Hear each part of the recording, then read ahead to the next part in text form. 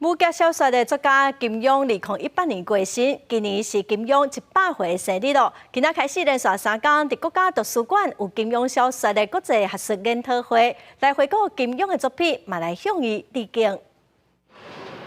采用倚天屠龙记多赛会剧情，结合 MR 混合实景，头壳顶伫显示器对当化身张无忌甲九肌肉，以双人游戏体验所谓江湖。我们原来在书本上其实很生硬的，或者是在电影上可能比较是能够单向的就是观看的这种感受，其实他没有办法去了解说这个原来的这个金庸先生他在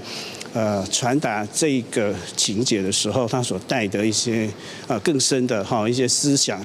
少年人较无熟悉金庸的小说，不过金庸的小说是真重要的华人文化。正大华人文化元宇宙研究中心，就把元宇宙的概念放入文化内涵，用即马少年人较愿意接触的方式，重新熟悉金庸的小说，才有发扬光大机会。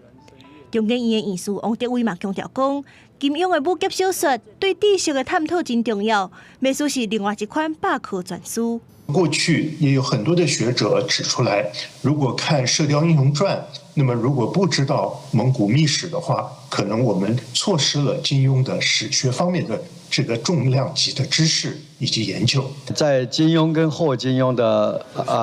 时代，来进行对话反思，希望超越它。虽然很不容易。金庸的作品伫咧台湾卖超过2000万本，影响台湾超过3个世代，更加是华语世界当中唯一伫各领域拢有的文化现象。2024年是金庸的100年生日，数十位海内外讲者透过国际学术研讨会，用多元的方式熟悉金庸。记者综合报道。